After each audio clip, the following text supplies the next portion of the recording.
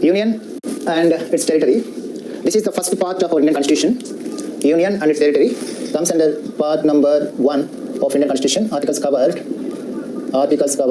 1 to 4.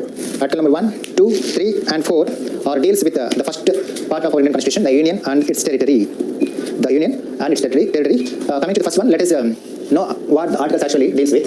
Article number 1. It is name and the territory of Union. First article deals with name and the territory of Union. Coming to the second article, Article 2 deals with establishment of new states or admission of new states. Admission or establishment of new states. And Article 3 deals with the states reorganization. The states reorganization.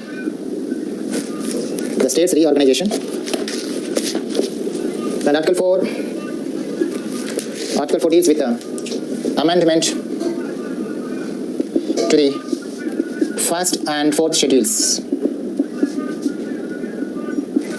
These are the 4 articles of first part of our Indian Constitution. Article 1 refers to the name and the territory of the Union. Article 1 refers to the name and the territory of the Union. Article 2 refers to the admission or the establishment of new states. Article 3 refers to the reorganization of the states. Article 4 deals with the procedure of amendment to the first and fourth schedule. Okay, let us discuss in detail. As per Article number 1, what Article number 1 tells us? Article number 1 tells us the name and the territory of the Union. So, as per Article number 1, India, that is Bharat,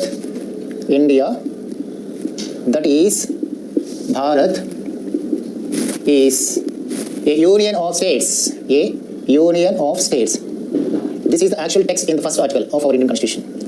The first article of our Indian Constitution refers to that India, the first name, India, that is Bharat, is a union of states. As per Article number 1, our country has 2 names as per the Constitution. As per the Article number 1, our country has 2 names, that is India and Bharat. So in our Constitution, our country is named as India and Bharat. And our state is referred as a union of states. What is the meaning of union of states? When we got freedom on August 15, 1947, there were 14 provinces and 6 union territories or chief commissioner territories, and 552 princely states. Actually, there were 552 princely states when the bifurcation took place. But in our Indian Constitution, why this term union of states is used? Because India is not formed on the grounds of agreement of the states. India is not formed on the grounds of agreement of the states. But in America is formed on the agreement of the states. If there is an agreement among the states have the right to separate at any time when they decided. But in India, states are not formed or united on the grounds of agreement. All the states are united and to make our India. That's why, even though we are a federal state, even though there is a federal political system in India, the states are not united on the grounds of agreement. Just India is formed by uniting the states. That's why India is not an agreement of states. India is union of states. It means the states don't have any right to separate from the union. But in America, the states have the right to separate from the union at any time. That's why the term federation is not mentioned in Indian Constitution at any place, at any time. Federation is not directly used in the Indian Constitution. Rather than union of state is mentioned. It means India is not formed on the grounds of the agreements of the states, but India is formed by uniting the states. That is union of states. In the union of states, there is no chance to the state to separate from the union. Right now, India has 28 states and 8 union territories. So as per Article number 1, there are 2 types of political territories. There are 2 types of political territories in India. They are 1, states and union territories. There are 2 types of political territories in India, which called states and union territories. Right now, there are 28 states in India after Jammu Kashmir bifurcated, and there are 8 union territories in India after the merging of Dadra, Nagar Haveli, and Daman Diu. So right now, in India, there are 2 types of administrative territories: 1 states and UTs. So the first article refers to that India, that is Bharat, is a union of states, and union consisting of 2 political territories, 2 administrative territories named states and UTs.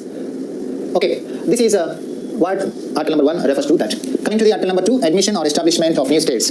In India, to admit a foreign territory into our union, or to make a new state from our union is only all the powers are vested relating to that point is vested in the name of parliament. The parliament has the right. The parliament has the right to admit a foreign territory or to acquire a foreign territory or to cede an Indian territory to another part of the countries and the establishment of new states.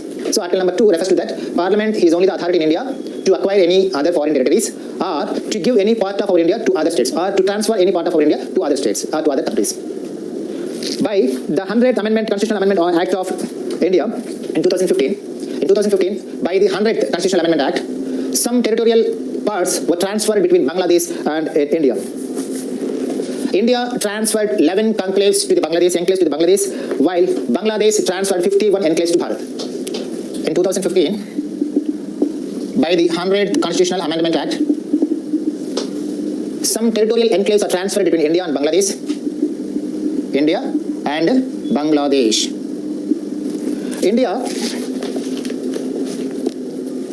India transferred 111 enclaves to the Bangladesh, whereas Bangladesh transferred 51 enclaves to India.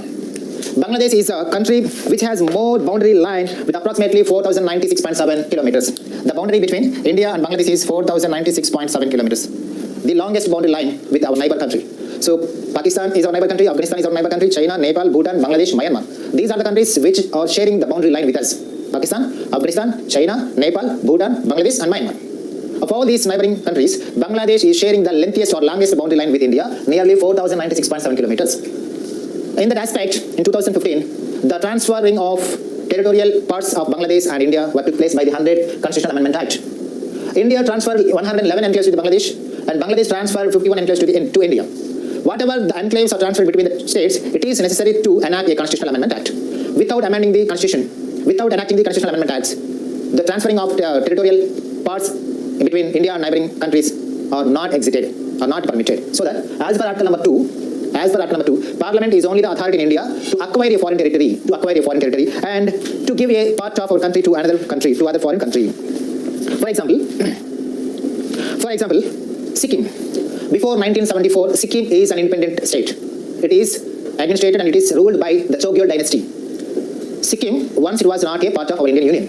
It was an independent state which was ruled by the Chogyol dynasty. But after we got freedom from British Empire in 1974, Sikkim joined with us. In 1974, a Constitutional Amendment Act was enacted in 1974, that is 35th Amendment Act.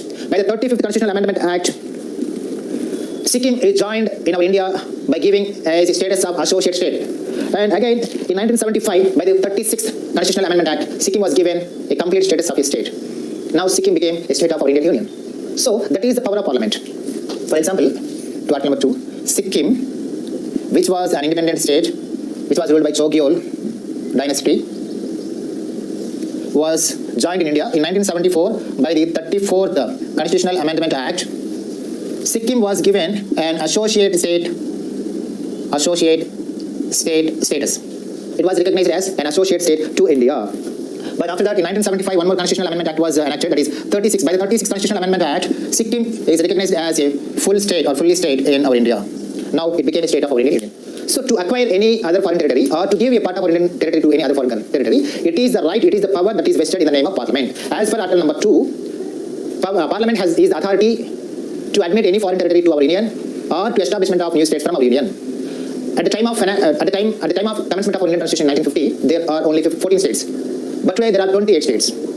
So to establishment new states, to acquire any foreign territory, to give some part of to the other foreign territory, only the Parliament has that authority. That is the summary of Article number 2. And also there is one more thing you have to remember. India is a sovereign state. A sovereign state has the right, a sovereign state has the authority to acquire any foreign territory or to cede some part of our country to other country. In 1960, especially in 1960, this type of transferring of territories was took place between India and Pakistan. It became a conflict, it became an issue which later popularized as Berubari issue. So in 1960, Berubari territory is transferred between India and Pakistan and became an issue, and it was also went to the Supreme Court. Okay, so whatever the issue is in 1960 and whatever Sikkim is joined in our India in 1974 or whatever the enclaves transferred between Bangladesh and India in 2015, all such authorities, all such powers are vested in the name of Parliament. That is Article number 2. Coming to the Article number 3, it is very important in examination point of view. Which article deals with the states reorganization? Article number 3 deals with states reorganization. Here, what is states reorganization? What are the changes that can take place in states reorganization? Who has the authority to reorganize or to bifurcate a state? What are the procedure that would be followed in the parliament when a state is bifurcated? All these things has to be learnt in article number 3. Very, very important. States reorganization. States reorganization. So this concept deals with article number 3. The authority of states reorganization is Indian Parliament. Indian Parliament. The procedure of states reorganization is need prior permission of the President of India. Next, taking the state's legislature's opinion. Third step, introducing in Parliament. Getting simple majority. President's assent. Becoming an act. These are the steps in the procedure of states reorganization. States reorganization means to bifurcate a state, to change the name of a state, or to modify the boundaries of the state, or to unite two more states as a single state. All these things comes under states reorganization. States reorganization means to bifurcate a state, or to unite two more states to become a single state, to change the name of the state, to adjust or to modify the boundaries of the states, or to share the boundary lines with other states. All these things comes under states reorganization. The states reorganization, the authority of the states of reorganization is Indian Parliament. As per article number 3, states will be reorganized with the permission of Parliament only.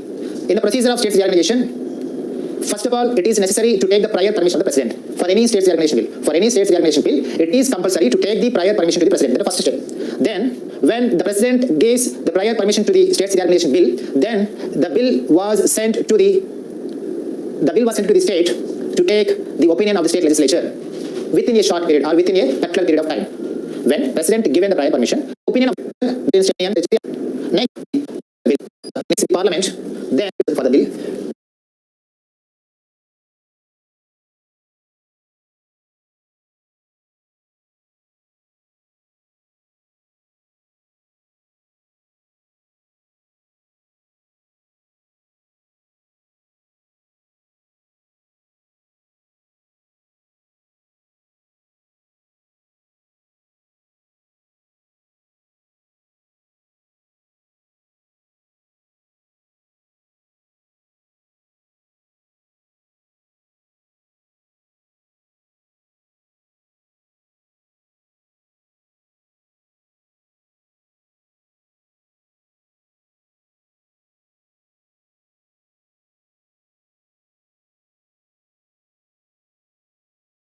The states reorganization bill introduced either in Lok Sabha or in Rajya Sabha. The bill needs simple majority. President will definitely give the assent to that bill. This is the procedure of states reorganization. When a state is reorganized by the Parliament, then the first schedule and the fourth schedule must be amended. In previous classes, we discussed why the first schedule and the fourth schedule are to be amended when a state is reorganized. The first schedule refers to the names and territories of the unions, states and union territories. First schedule of Indian Constitution gives the full list of states and unities, their names and their boundaries. And the fourth schedule gives the allocation of Rajya Sabha seats to states and union territories in Rajya Sabha. So when a state is bifurcated, when a state is reorganized, then its name changes, its territory, its area, its boundary changes, its sequence of number changes, its alphabetical order changes, and its number of Rajya Sabha seats also changes. So to add the modifications, to add the amendments, first schedule and fourth schedule must be amended. This is also a very, very important point. So these are the 4 articles in the first part of our Indian Constitution, deals with the union and union territory. So now what we have discussed it now itself, there are some big chances to ask questions. The questions may be like this. As per Indian Constitution, the names of our country, India and Bharat. As per our Indian Constitution, India is not a federation. India is not an Indian district, but India is a union of states. A union of states. As per our Indian Constitution, who has authority of states reorganization? It's Parliament. Which article refers to the states reorganization? Article number 3. Which schedules are to be amended when states reorganized? Schedule number 1 and schedule number 3. Is the prior permission is required to the states reorganization bill? Yes. Which majority is required to the states reorganization bill? Simple majority. In which house the states reorganization bill is to be introduced at first time? At any house. Simple. These are the expected questions from this area. In next coming continuous, we discuss the states reorganization and the states formation and the which article refers to the states reorganization? Article number 3. Which schedules are to be amended when states reorganized? Schedule number 1 and schedule number 3. Is the prior permission is required to the states reorganization bill? Yes. Which majority is required to the states reorganization bill? Simple majority. In which house the states reorganization bill is to be introduced at first time? At any house. Simple. These are the expected questions from this area. In next coming continuous, we discuss the states reorganization and the states formation and the chronology from 1952 to 2020 still. Okay.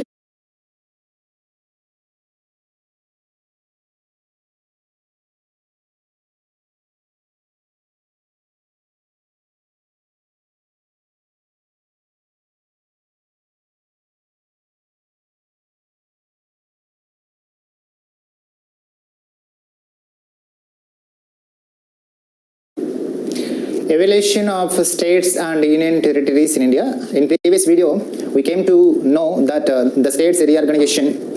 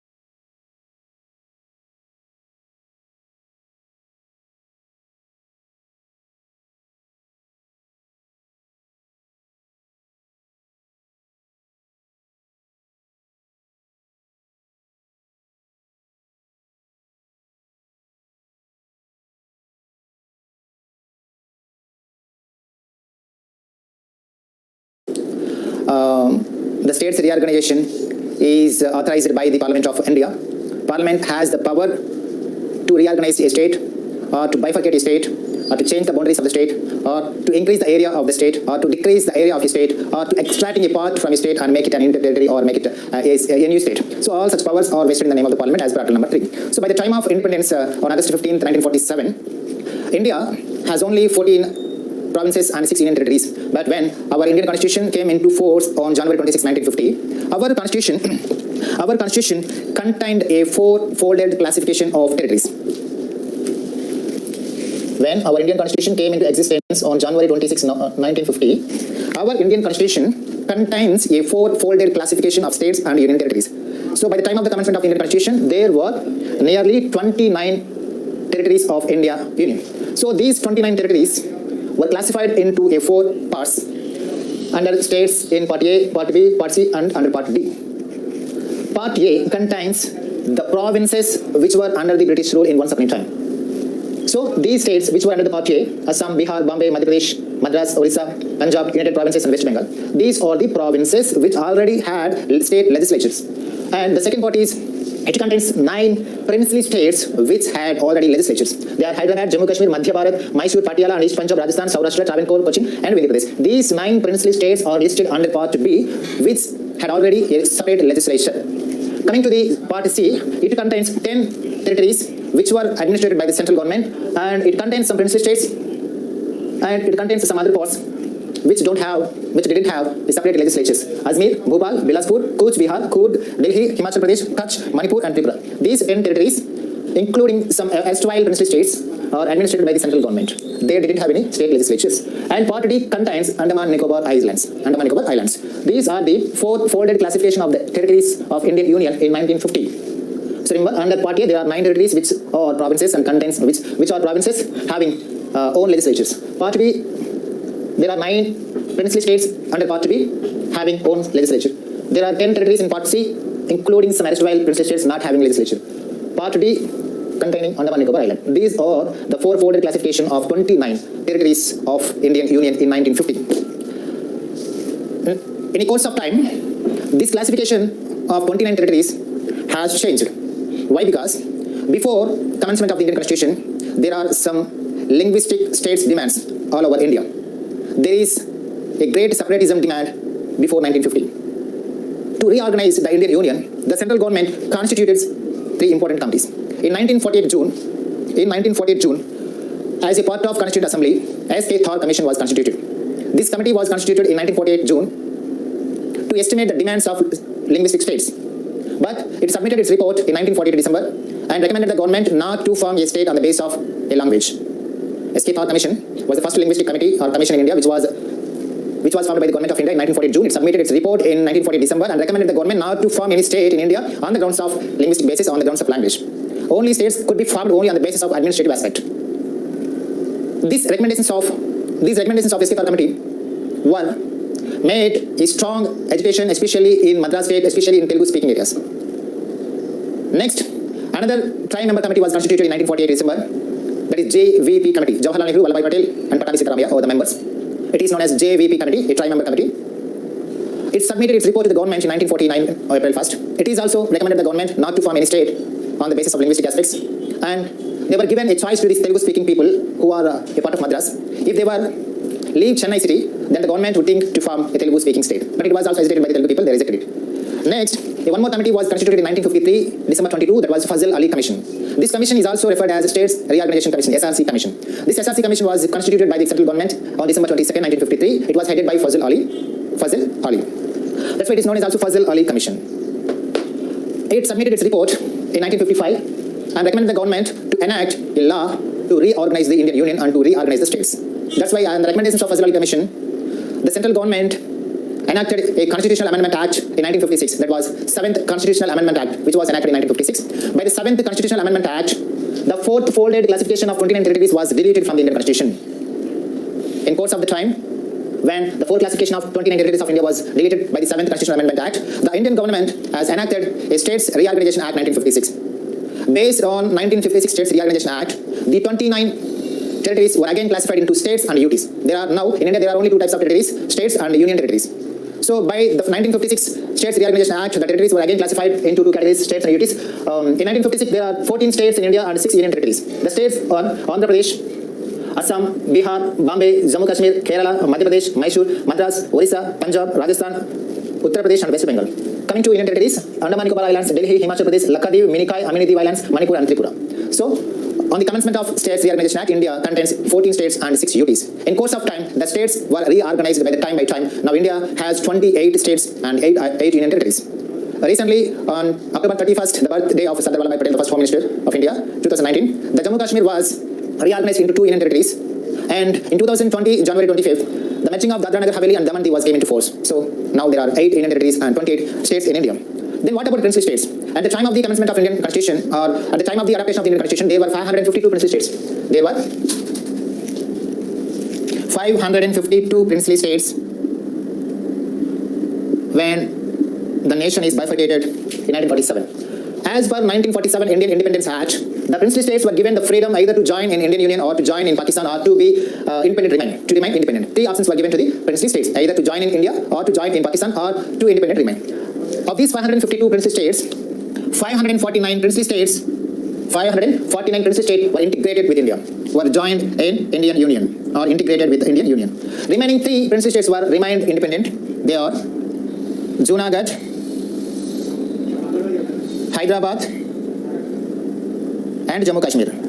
These were the 3 princely states which were not joined in Indian Union and still remained as independent. But in course of time, Junagadh joined India by means of referendum.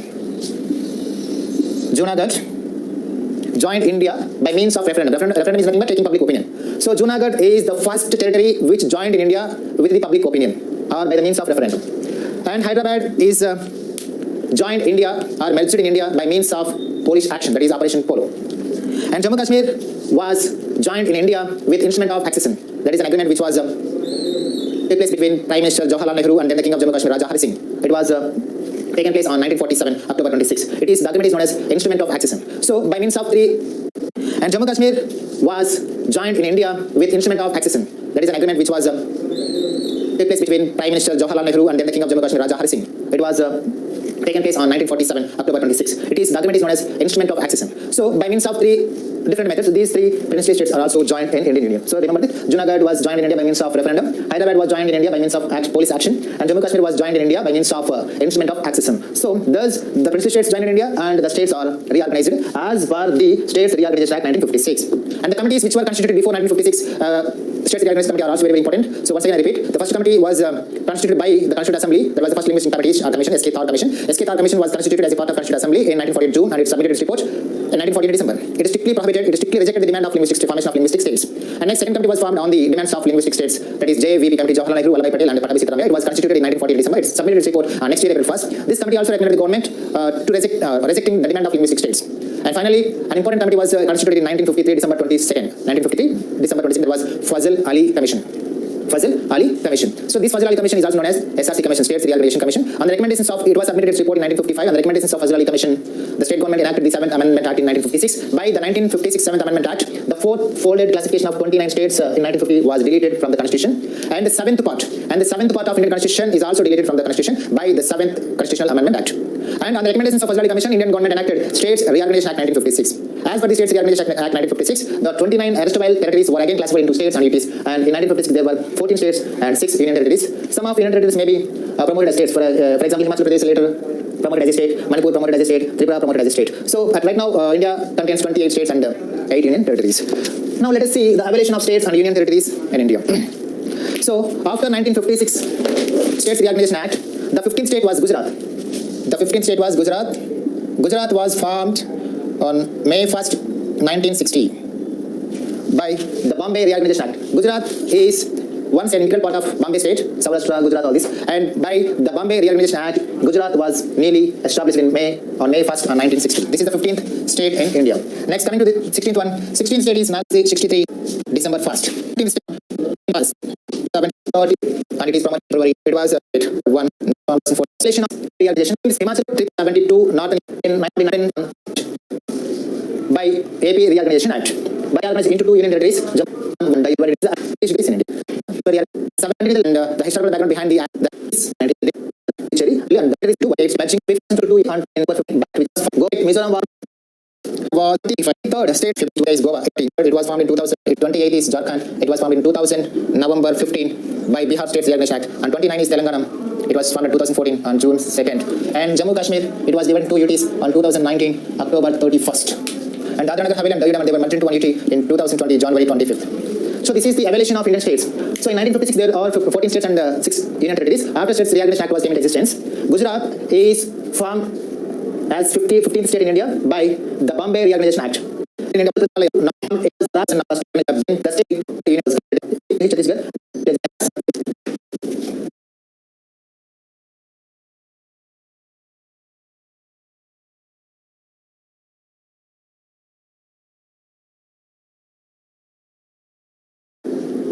reorganization of Jammu Kashmir.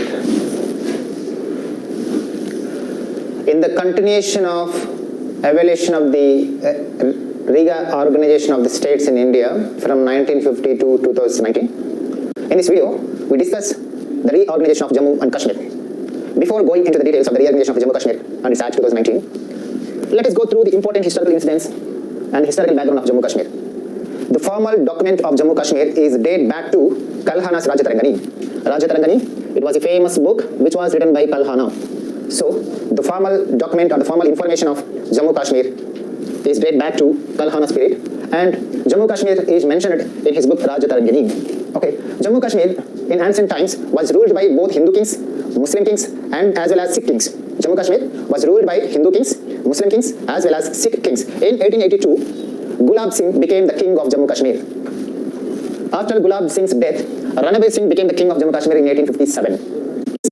Go through the important historical incidents and historical background of Jammu Kashmir. The formal document of Jammu Kashmir is dated back to Kalhana's Rajatarangani. Rajatarangani, it was a famous book which was written by Kalhana. So, the formal document or the formal information of Jammu Kashmir is dated back to Kalhana's period, and Jammu Kashmir is mentioned in his book Rajatarangani. Okay, Jammu Kashmir in ancient times was ruled by both Hindu kings, Muslim kings, and as well as Sikh kings. Jammu Kashmir was ruled by Hindu kings, Muslim kings, as well as Sikh kings. In 1882, Gulab Singh became the king of Jammu Kashmir. After Gulab Singh's death, Ranabir Singh became the king of Jammu Kashmir in 1857. After his tenure, Hari Singh became the king of Jammu Kashmir in 1925. Still, he ruled Jammu Kashmir up to 1952. So Hari Singh was then the king of Jammu Kashmir at the time of the independence of India. Hari Singh, important name. Hari Singh was then the king of Jammu Kashmir at the time of independence of India in 1947. Okay, 1947 August 15th, India got freedom. India. Okay, 1947 August 15th, India got freedom. India got independence from British people. The paramountcy of the monarchy of British Empire over India came to an end in 1947 August 15th. At the time of independence of India, the United India was divided into two dominion states, Pakistan and India, as per the Mountbatten Plan. And the princely states were given freedom either to join in India or to join in Kashmir or to independent remain. Of 552 princely states, 549 princely states joined Indian Union except Hyderabad, Junagadh and Jammu Kashmir. Junagadh joined India by means of referendum. Hyderabad integrated to India by means of Polish action, Operation Polo. And coming to the Jammu Kashmir. Jammu Kashmir was not joined at the time of independence of India. Then the king of Jammu Kashmir, Hari Singh, not interested to join in India and to join in Pakistan, but he offered a standstill agreement to both India and Pakistan. Raja Hari Singh offered a standstill agreement to India as well as Pakistan. Pakistan agreed the standstill agreement to Kashmir, and immediately from north side of Jammu Kashmir, the Pakistan army and the tribal Kashmiris and Azadi Kashmiris and Pathans tried to invade Jammu Kashmir. Thousands of Pakistan army, thousands of tribal army of Jammu Kashmir, thousands of Pathans, thousands of Azadi Kashmiris tried to invade over Jammu Kashmir in 1947 on October 20 to 24. After that, when the Azadi Kashmiris, the Pathans and Pakistan army tried to invade Jammu Kashmir on October 24, 1947, then the king of Jammu Kashmir, Raja Hari Singh, appealed for the help of India. And he sent his representative, Sheikh Abdullah, to take an agreement or to take the cooperation or to take the help from India. On 1947, October 26, it is very, very important date. An agreement was signed by then the Prime Minister of India, Jawaharlal Nehru, and then the King of Jammu Kashmir, Raja Hari Singh. The agreement is known as Act of Instrument. It is called Instrument of Accession. Instrument of Accession. It is very, very important. Instrument of Accession is nothing but an agreement signed by then the Prime Minister of India, Jawaharlal Nehru, and then the King of Jammu Kashmir, Raja Hari Singh. As per this Instrument of Accession, Raja Hari Singh agreed to end the king rule and to establish a democratic government in Jammu Kashmir and tried to merge Jammu Kashmir into India.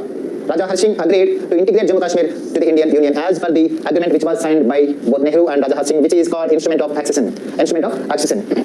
On the day of 1948, March 5, Raja Hari Singh announced to form the interim government under formation of interim government under the Sheikh Muhammad Abdullah as the Prime Minister of Jammu Kashmir, and his son Karan Singh was appointed as Sadr-e-Riyasat.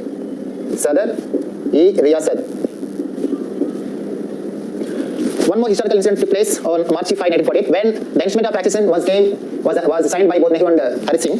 On March 5, 1948, Raja Hari Singh announced he would going to form an interim government under the leadership of Sheikh Muhammad Abdullah. Sheikh Muhammad Abdullah became the Prime Minister of Jammu Kashmir at the first time, and Karan Singh, the son of Hari Singh, became the Sadr-e-Riyasat, means the head of the state. Karan Singh became the head of the state of Jammu Kashmir with the name of Sadr-e-Riyasat, and Sheikh Muhammad Abdullah became the first Prime Minister of Jammu Kashmir as per the Instrument of Accession Agreement. As a part of Instrument of Accession, on October 17, 1949, a temporary and special provision, Article number 370, is added to the Indian Constitution. Article 370 is added to the Indian Constitution. As a part of Instrument of Accession, which was signed on 1947 October 26, Article number 370, a temporary or a special provision provided for the Jammu Kashmir, was added to the Indian Constitution on October 17, 1949. This Article number 370 is made by N. Gopalaswamy Iyengar, but it is completely refused and rejected by Dr. B.R. Ambedkar, the architecture of Indian Constitution. Article number 370 was added to the Indian Constitution on October 17, 1949, based on the Instrument of Accession. This Article 370 was added to the Indian Constitution and it was made by N. Gopalaswamy Iyengar. Important, N. Gopalaswamy Iyengar. By Article number 370, Jammu Kashmir was provided with some special provisions. The Jammu Kashmir was given some special status. Those are, Jammu Kashmir would have a special and own constitution.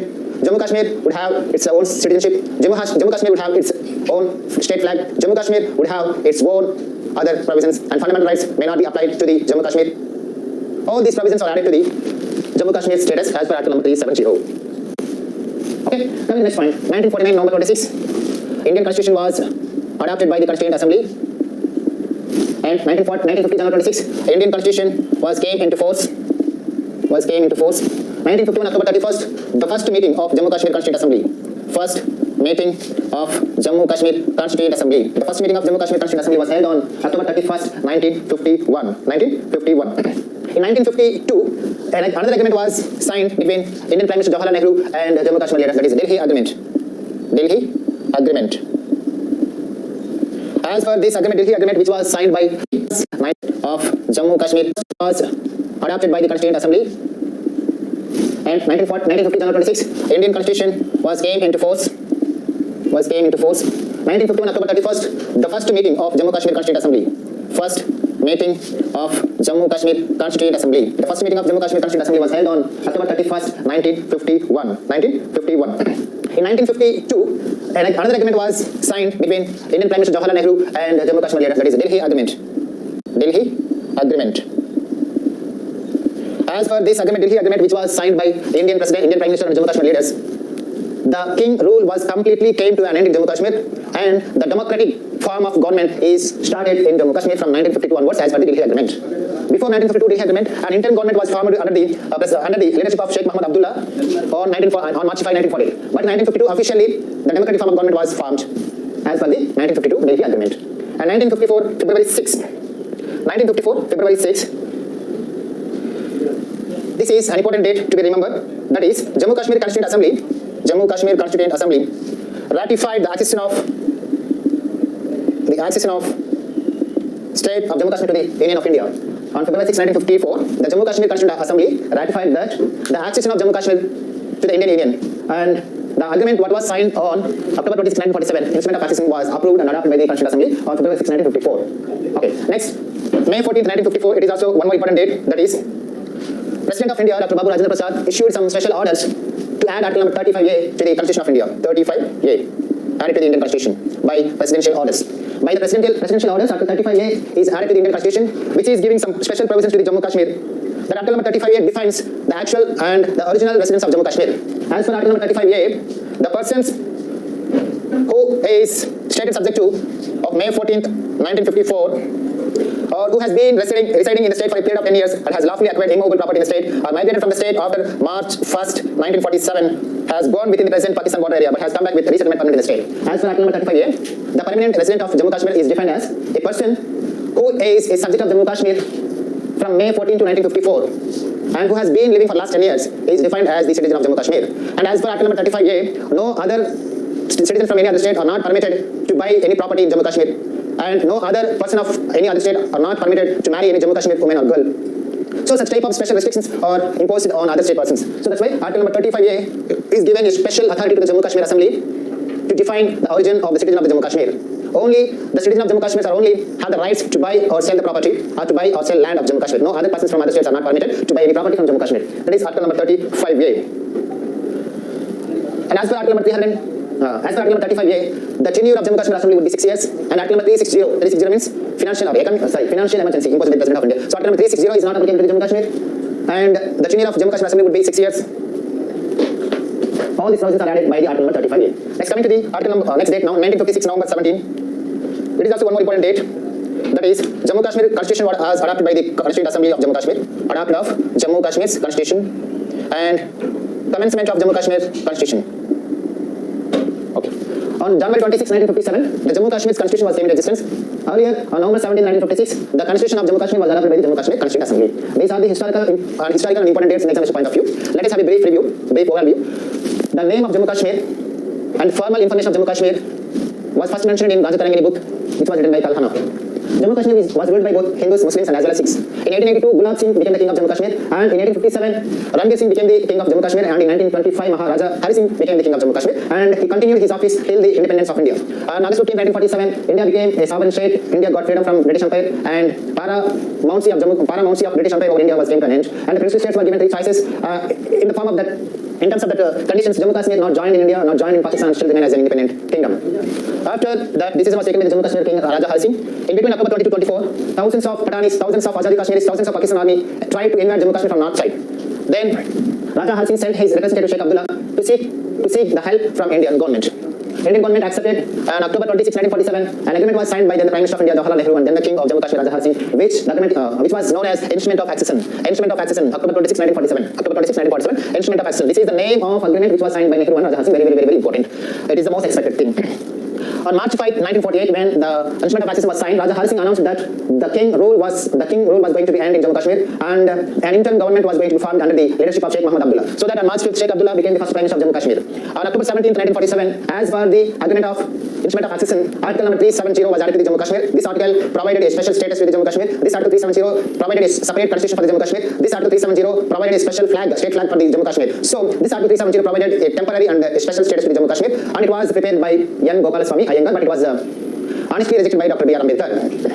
And November 26, 1949, Indian Constitution was adopted by the Constituent Assembly. On January 26, 1950, Indian Constitution came into existence. On October 31, 1951, first meeting of Constituent Assembly of Jammu Kashmir was held. In 1952, the Delhi Agreement was signed by Indian government and the Jammu Kashmir government that the Jammu Kashmir government was going to be form official democratic form of government. On February 6, 1954, Jammu Kashmir's Constituent Assembly adopted the Instrument of Accession, and it is finally agreed the accession of Jammu Kashmir to the Indian Union. On May 14, 1954, Article 35A was added to the Indian Constitution by presidential orders. Article 35A provided for the defining the original residence of Jammu Kashmir. November 17, 1956, Jammu Kashmir Constitution was adopted by its Constituent Assembly. And finally, on January 26, 1957, Jammu Kashmir's Constitution came into force. Many years passed on, many decades passed on, but still Jammu Kashmir was a problematic state in the Indian Union. It was frequently attacked by the terrorists. No development projects are going to be happened in Jammu Kashmir, and it became an international issue between India and Pakistan. In 1999, a war broke out between India and Pakistan on the Kargil issue. The Jammu Kashmir issue was sent to the United Nations organizations. So, in the course of this time, the BJP government, in his election manifesto, declared that their objective is to abolish Article 370 in Indian Constitution, to abolish Article number 35A in the Indian Constitution, and to retrieve the special status category to the Jammu Kashmir. As they promised when they came into the power, BJP government in 2019 August 5th introduced a bill to retrieve the Article number 370 and 35A from the Indian Constitution, and to cancel the all special categories and special provisions provided for the Jammu Kashmir.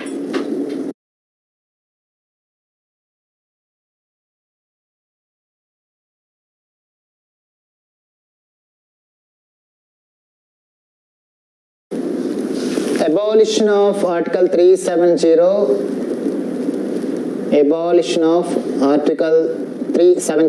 and 35A of Indian Constitution.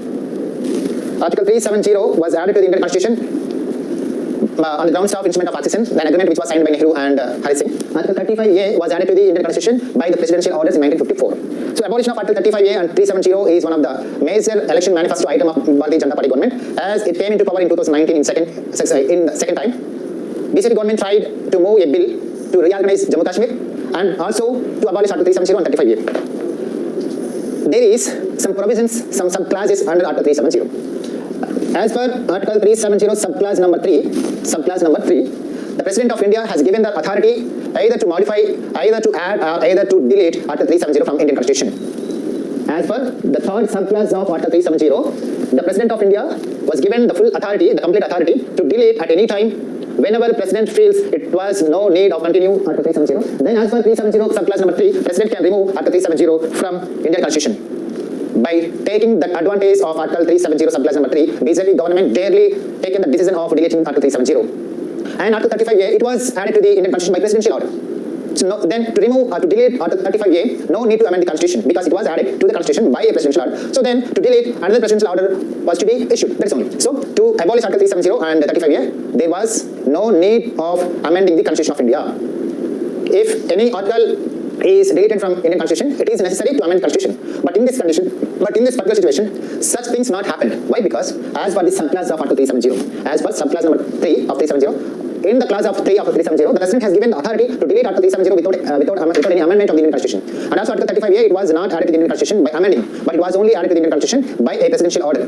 So that to remove or to delete Article 35A, the President of India was issued another presidential order. And as per subclass number 3 of 370, the Indian President issued another order to delete Article 370. So in that, as per the process, Article 370 and 35A were deleted from Indian Constitution permanently. There was no need of amending the Constitution of India. Then coming to the reorganization bill. The reorganization of bill of Jammu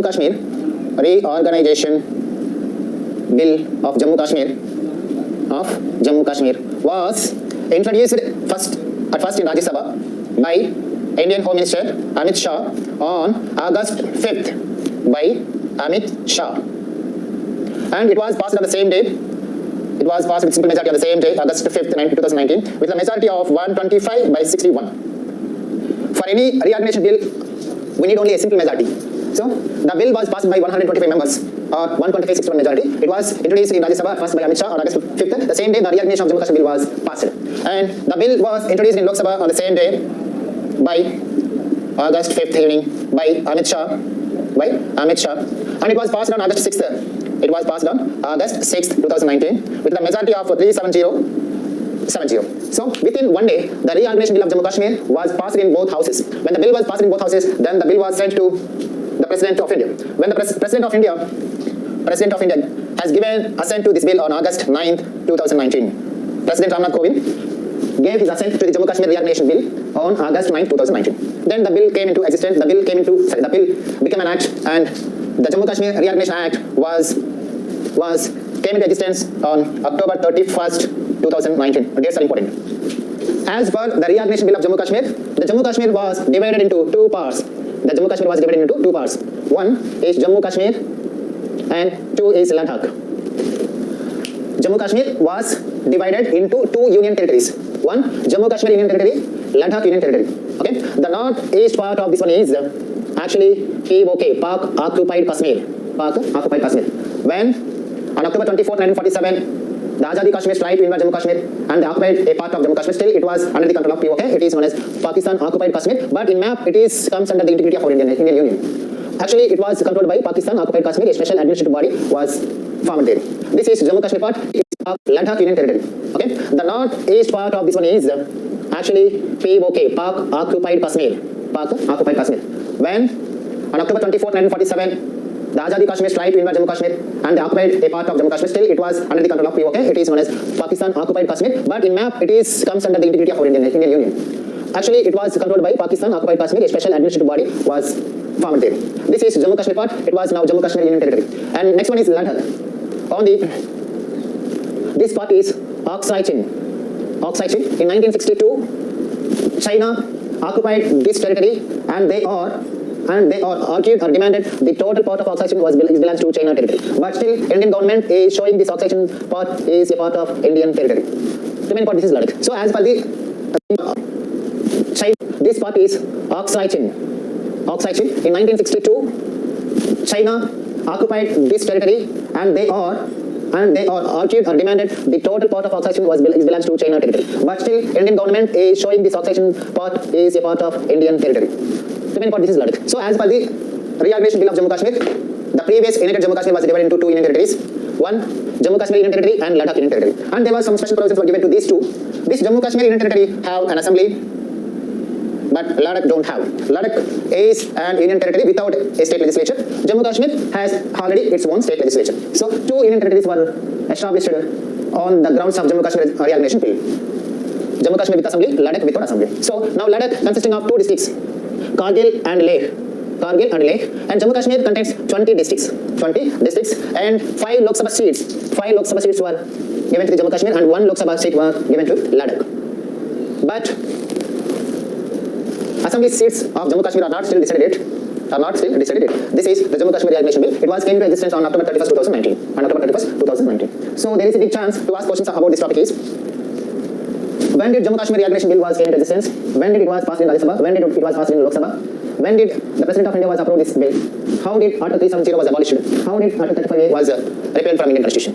These two things are repealed on the grounds of their historical background. As per subclass number 3, Article 370 is repealed. By the presidential order, Article 35A is repealed. So now, as per the reorganization bill of Jammu Kashmir is as help of Council of Ministers. Why? Because Jammu Kashmir Assembly there and the Legislative Council of Jammu Kashmir was 24 MLA seats are reserved for the Pak Occupied Kashmir. Remaining seats are reserved for Jammu Kashmir. And the legislative and governors. Here one more thing you have to remember the thing is, what are the another important provisions of Jammu Kashmir reorganization bill were?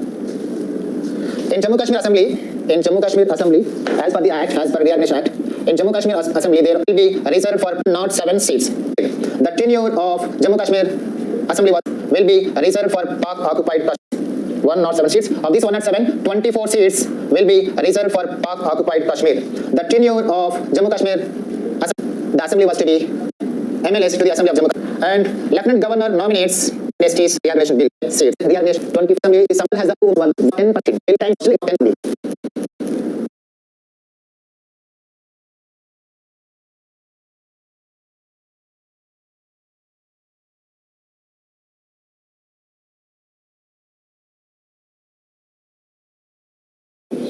Union Territories of India.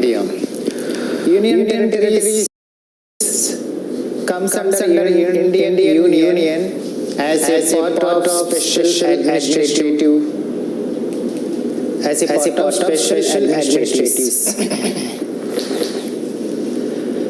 The concept of Union Territories is dated back to the 18th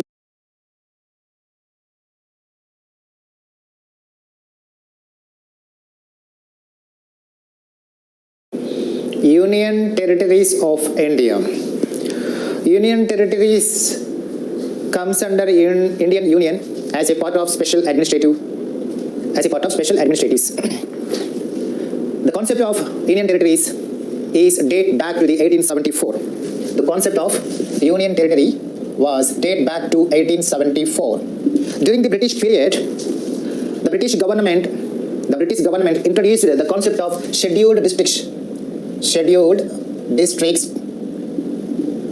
which were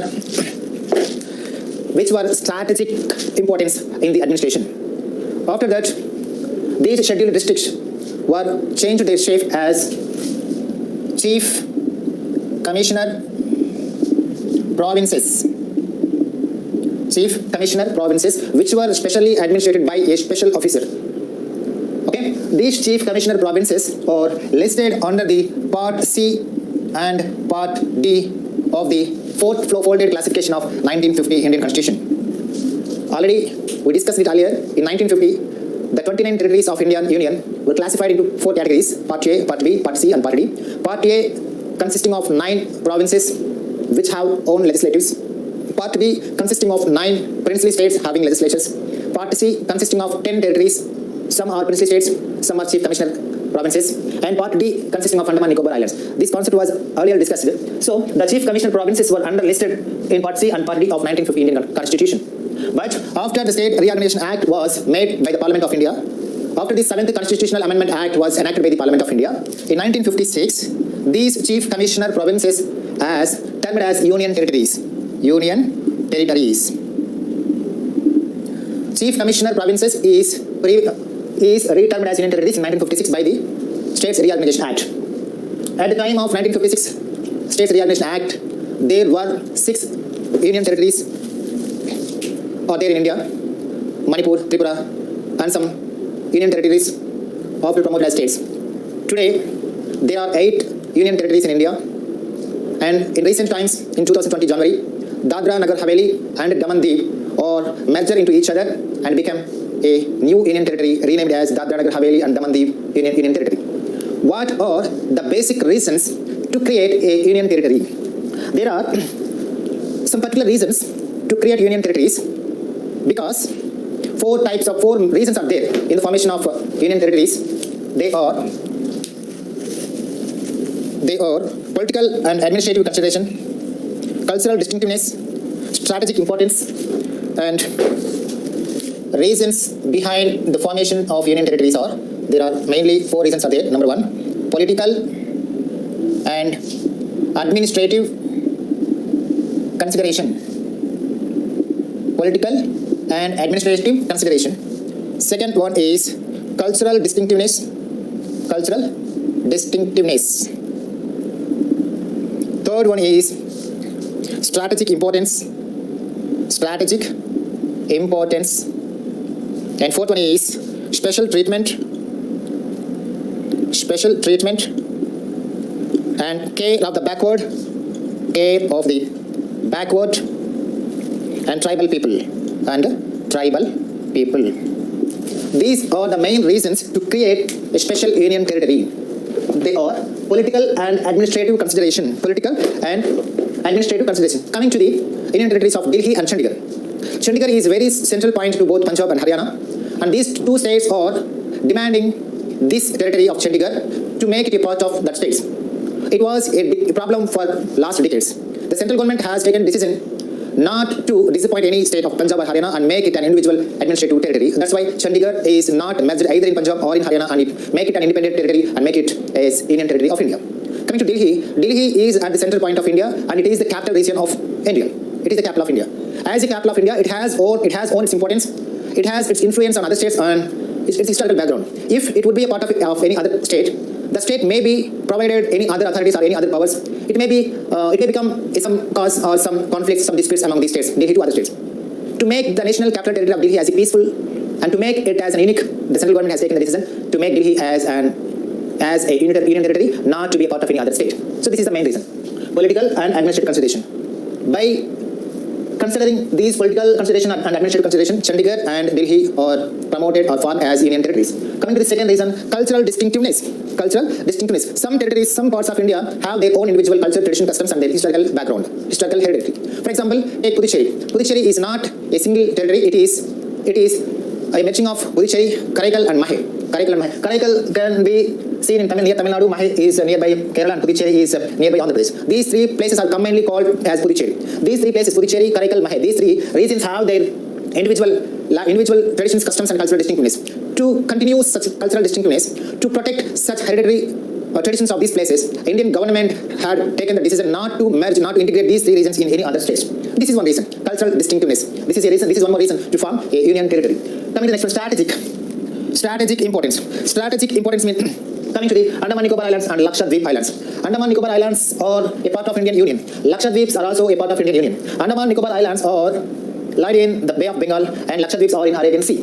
These two islands are very strategic places for India. Why? Because to protect any inventions from any other foreign countries, these two places are very useful to set their armed forces of India at the strategic places.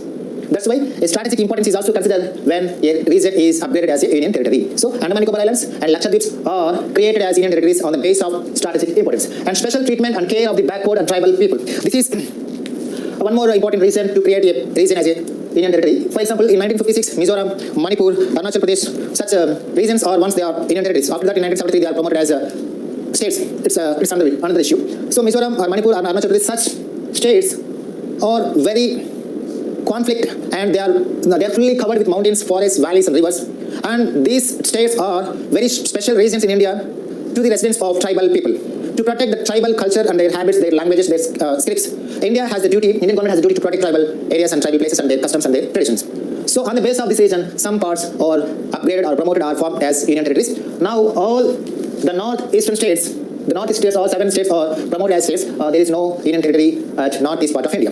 So today, India has 8 union territories right now in 2020 August. Recently in 2019 August, the Union government had brought the Jammu Kashmir Reorganization Bill 2019 to divide or to bifurcate Jammu Kashmir into 2 union territories, Jammu Kashmir Union Territory and Ladakh Union Territory. Now, finding the union territories of India these are Andaman Nicobar Islands. This union territory is created on the grounds of strategic importance. Coming here, it is Lakshadweep Islands.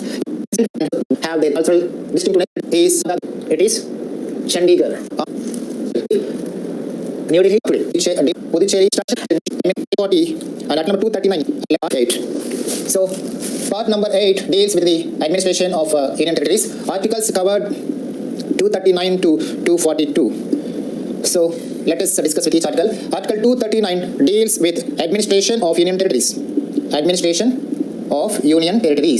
Article number 240 and article number 239A deals with creation of local legislature or council of ministers or both for a certain union territory.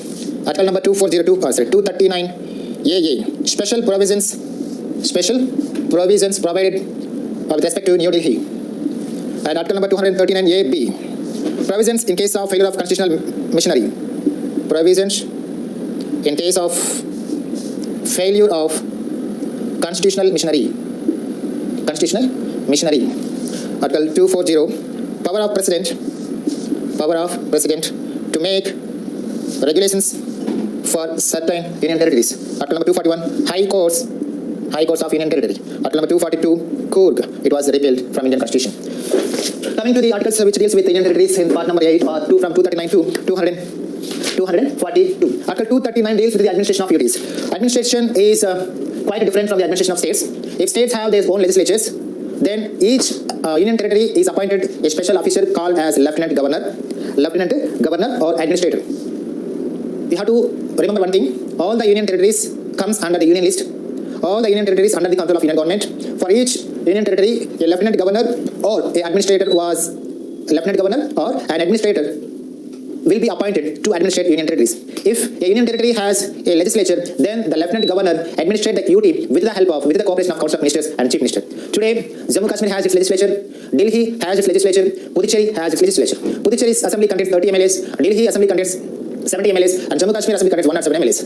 So these three union territories and their lieutenant governors administrate with the help of the Council of Ministers. Okay, so Article 239 deals with the administration of duties. So how union territories are administrated? They are administrated by the lieutenant governors or administrators. Okay, coming to the article number 339A. 339A is the creation of local legislature or Council of Ministers or both to the certain union territories. So this means creating of a legislature to a certain union territory. So a legislature is created to Puducherry in 1963. An assembly is created to Delhi in 1992, and Jammu Kashmir has its own assembly today. So this deals with creation of assembly or creation of Council of Ministers. 239A deals with creation of local legislature or Council of Ministers or both. This can be done by the Parliament law. So in 1963, a legislature is created to Puducherry. In 1992, a legislature is created to Delhi. And in 2020, a legislature is created to Jammu Kashmir. So 239A deals with the creation of assemblies or creation of Council of Ministers or both. Okay, coming to the article number 239AA, special provisions to Delhi. This important article 239AA. In 1991, by the 69th Constitutional Amendment Act, this article is added to the Indian Constitution. This article 239AA designates Delhi as the National Capital Territory, NCT, National Capital Territory of India. This article 239AA designated Delhi as the National Capital Territory Region. This article came into existence from February 1st, 1992. It was came into existence from February 1st, 1992. And 239AB, provisions in case of failure of constitutional mechanism. When a constitutional mechanism in a particular union territory is failed, then the president has the power to impose presidential rule. Coming to article number 240, power of presidents to make such regulations. And 241, High Courts of Union Territory. 242, Coorg, it was repealed. Power of presidents to make some regulations to certain union territories. And article 241, High Courts of Union Territories. High Courts of Union Territories comes under nearby states. For example, the jurisdiction of Andaman Nicobar comes under Calcutta High Court. The jurisdiction of Puducherry comes under Madras High Court. Lakshadweep's jurisdiction comes under Thiruvananthapuram High Court. Dadra Nagar Haveli and Daman Diu, this jurisdiction of this union territory comes under Mumbai High Court or Bombay High Court. Ladakh comes under the jurisdiction of Jammu Kashmir High Court. Jammu Kashmir High Court is the common high court of both Jammu Kashmir and Ladakh. Delhi is only the union territory in India which has its own individual high court. Chandigarh comes under the jurisdiction of Punjab Haryana High Court. These are very, very important. Andaman Nicobar Islands comes under the jurisdiction of Calcutta High Court. Lakshadweep comes under the jurisdiction of Thiruvananthapuram High Court. Puducherry comes under the jurisdiction of Madras High Court. Dadra Nagar Haveli and Daman Diu comes under the jurisdiction of Bombay High Court.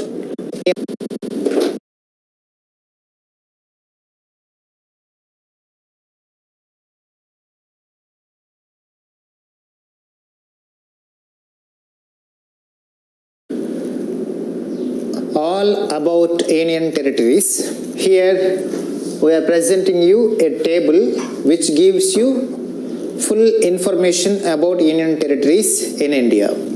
So here serial number, there are 8 union territories in India in 2020.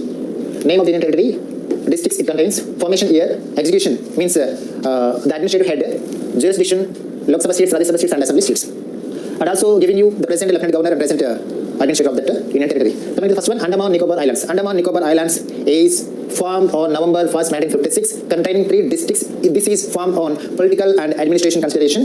So Andaman Nicobar Islands is administered by Lieutenant Governor. Lieutenant Governor is appointed by the President of India. So Andaman Nicobar Islands is administered by Lieutenant Governor. Present Admiral Devendra Kumar Joshi is the Lieutenant Governor of Andaman Nicobar Islands. Present Admiral Devendra Kumar Joshi is the present Lieutenant Governor of Andaman Nicobar Islands. Andaman Nicobar Islands comes Lieutenant Governor. Present Radhakrishna Mathur is the Lieutenant Governor, present Lieutenant Governor of Ladakh. Receive detailed information about